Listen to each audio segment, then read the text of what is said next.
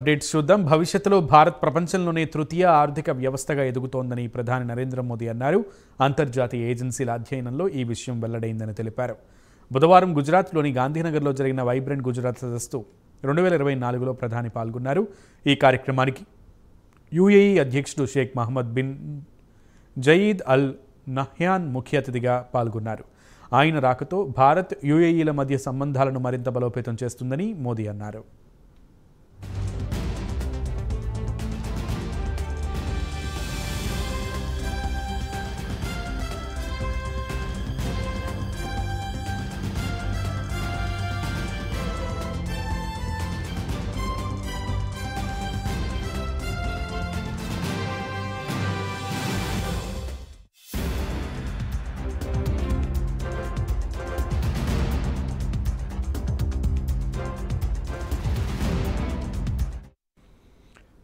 ప్రపంచ ఆర్థిక వ్యవస్థ వృద్ధిలో స్థిరత్వానికి మూల స్తంభంగా, విశ్వమిత్రుగా, ప్రపంచ దేశాల మిత్రుడిగా, సమస్యలకు పరిష్కారాలు కనుగొనగలిగే సాంకేతిక కేంద్రంగా, ప్రతిభావంతులైన యువత కలిగిన శక్తివంతమైన కేంద్రంగా భారత్ను అంతర్జాతీయ సమాజం చూస్తోందని, ఉమ్మడి లక్ష్యాలను నిర్దేశించుకుని వాటిని సాధించగలమనే భావనను ప్రపంచ దేశాలకు భారత్ కలిగించిందని, ఇటీవలే భారత్ 75 ఏళ్ల స్వతంత్ర వేడుకలను చేసుకుంది. రాబోయే 25 ఏళ్లు భారత్కు అమృతకాలమని, ఈ 25 ఏళ్లలో భారత్ను అభివృద్ధి చెందిన దేశంగా నిలపాలని లక్ష్యంగా పెట్టుకున్నామని మోదీ అన్నారు.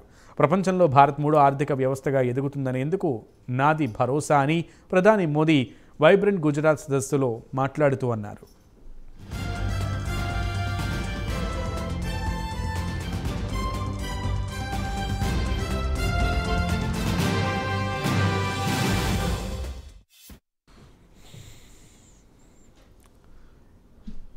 ఇదిలా ఉండగా భారత చరిత్రలో నరేంద్ర మోదీ అత్యంత విజయవంతమైన ప్రధాని అని Reliance industries chairman Mukesh Ambani అన్నారు. వైబ్రెంట్ గుజరాత్ సదస్సులో పాల్గొన్న ఆయన ప్రధాని నాయకత్వంపై ప్రశంసలు కురిపించారు. భారతీయులు ఎక్కువగా మోదీ హైతో ముమ్కిన్ హై అని ఎందుకు అంటున్నారని విదేశాల్లోని మిత్రులు నన్ను అడుగుతారు. దానికి నేను చెప్పే సమాధానం, భారత ప్రధాని తన సంకల్పంతో సవాళ్లను అధిగమించి అసాధ్యాన్ని కూడా సుసాధ్యం చేశారు. అందుకే భారతీయులు మోదీ హైతో ముమ్కిన్ హై అంటారని చెప్పాను అంటూ కూడా ముఖేష్ అంబానీ అన్నారు.